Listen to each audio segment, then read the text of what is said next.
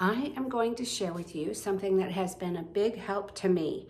It is a baking mix, a flour, not really substitute, but can be used like a flour. It's not a one-to-one, but it is a gluten-free, low-carb, and it's low-fat. A lot of baking mixes that you would use to avoid gluten would either be high fat or they would be high carb. High fat because they rely on almond flour, a lot of almond flour, or high carb because they're using things like rice flour or other non-wheat grain kind of things. So anyway, this has been a real help to me, and I can't take credit for it. It is a creation of Laura Sloat's. You can maybe find her on YouTube and see some of the things she has made with this baking mix. And then I'm also using this baking mix in recipes created by KJ York. So both of these women, Laura Sloat and KJ York, you can definitely find KJ on YouTube. Joyful Life with KJ or something like that. She has a lot of videos, and she does Trim Healthy Mama cooking and coaching. So anyway, the two women, Laura Sloat and KJ York,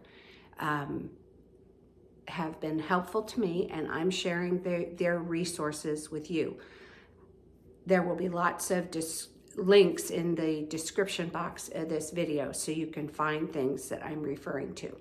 But I have everything laid out so I can show you what goes in this gluten-free, low-carb, low-fat baking mix. We're going to start with oat fiber, and it is not the same as oat flour. It is the fiber from oats. And I'm putting everything in this baggie because I will be traveling with it. I'm leaving home for a week, and I want to be able to do some baked goods that are blood sugar friendly for me. So I'm going to use 3/4 of a cup of oat fiber. It's very fluffy, dusty stuff, so I'm only using this 1/4 cup instead of trying to get a bigger measuring cup in here. I know it's gonna let the flour substance fly all over the place. So that's 3/4 of a cup of oat fiber. I'll put a link in the description box of the brand that I'm using. So that's the oat fiber. The next thing that goes in is 1/3 of a cup of ground flax. Now, most people would go ahead and use the ground flax from the grocery store. And this is golden flax, so it's milder tasting than the dark brown flax that's more ubiquitous, more easily found. And I grind mine up fresh. I'm only using 1/4 of a cup because once I grind this 1/4 of a cup, it's going to become 1/3 of a cup. And I'm using this grinder back here. I like it. I like this grinder because I can use this chamber and then it washes, and I can grind all kinds of things in here, and the chamber's removable. So that's the benefit of this version for me. And I will put the link for it in the description box. Anyway, just a second.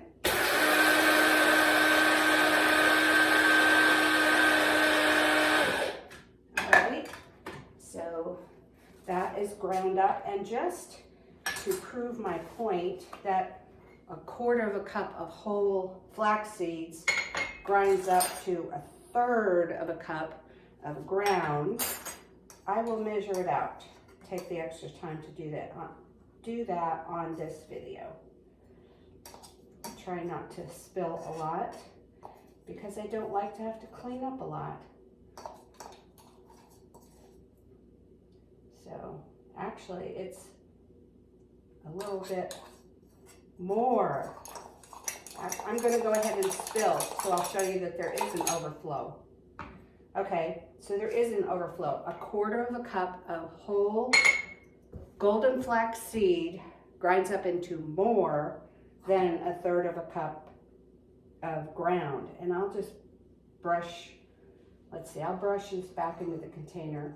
Because what I think I will do is end up making 2 batches of this and taking it with me. So there's 1/3 of a cup of ground flax. And the reason I take the extra effort of grinding it myself is the omega-3 oil in this is very fragile and it will go rancid quickly.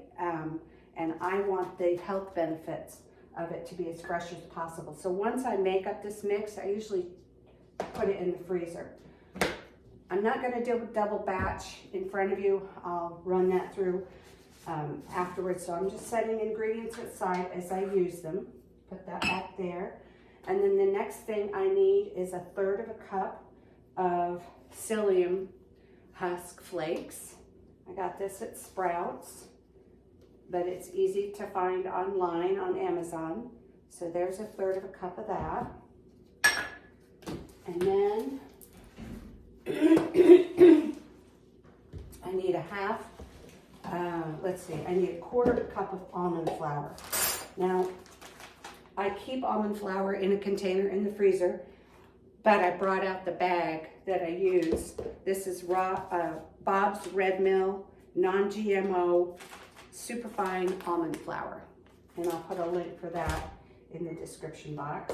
But for right now, I'm just going to pull out 1/4 of a cup. Now this has some lumps to it, so I will make sure to be careful when I mix up the bag to spread those out a little bit. So there's that. The next thing is nutritional yeast. Only 1/2 of a tablespoon. This is a specifically 1/2 tablespoon measure. Now, I do want to say something about nutritional yeast. This container is not the brand of nutritional yeast I have in here. Bragg's uses folic acid in their ingredients, and when you're getting nutritional yeast, you want folate, not folic acid. You want the one that's healthier to eat. You want the folate. Eat the 8. So I use this container because it's a helpful, useful size for me. That's 1/2 tablespoon of nutritional yeast. But I fill this container from other brands that don't have folic acid as part of their ingredients. All right, so the next thing is 1 tablespoon of aluminum-free baking powder. And this is Rumford's brand. So that's a tablespoon of that. And then a teaspoon of mineral salt. And so this is Redmond's real salt, but Himalayan pink salt from Walmart would work. Any healthy salt. You don't want the heat-treated white, pure white salt because it's not healthy for your cells. I'll put a link about salt, the health benefits of salt and health information about salt in the description box. I just have one more ingredient to go, and that is a donk, or 1/32nd of a teaspoon of stevia. Now I keep my stevia in a canning jar, short squat canning jar, and in here I have the tiny little blue teaspoon. It's really, really tiny. 1/32nd of a teaspoon. So I'm gonna put that in here. And the reason with the THM brand, it clings, so you have to do the donk. It's still stuck in the spoon. Okay, I'm gonna do it. Fling. There, now it's out. Now I'll show you a brand, so if you don't want to wait for the order from Trim Healthy Mama, I find their stevia the best tasting to me, but I also like this. This is a Now Better stevia.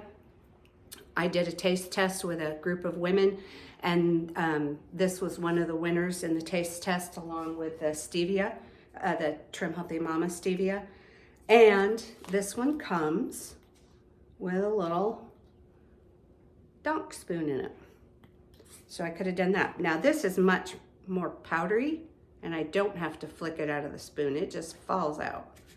And I'm not sure what that means about the quality of this, but I keep this on hand as a taste test thing when I'm sharing Trim Healthy Mama and ingredients with people. So this is now my baking mixture in a baggie, and I can just take it with me in my suitcase for my trip, and I can use it to make some of the recipes out of KJ York's free cookbook, downloadable cookbook. I'll put a link in the description box so you can find that.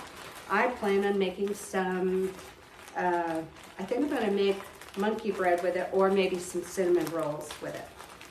It does not act exactly like flour, and you cannot use it one-to-one. But with KJ York's recipe book, you can make a lot of treats, sweets with it. So anyway, that is my video on how to make a gluten-free, low-carb, low-fat baking mix that will be very kind to your blood sugar.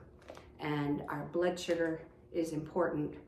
To have healthy blood sugar is important. So there you go.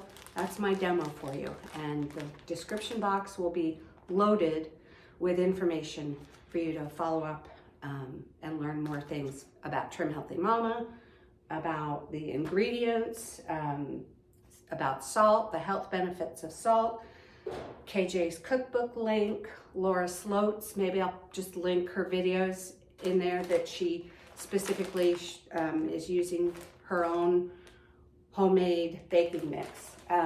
Evidently, this is a one-to-one exchange for the Trim Healthy Mama no carb easy bread mix. There you go.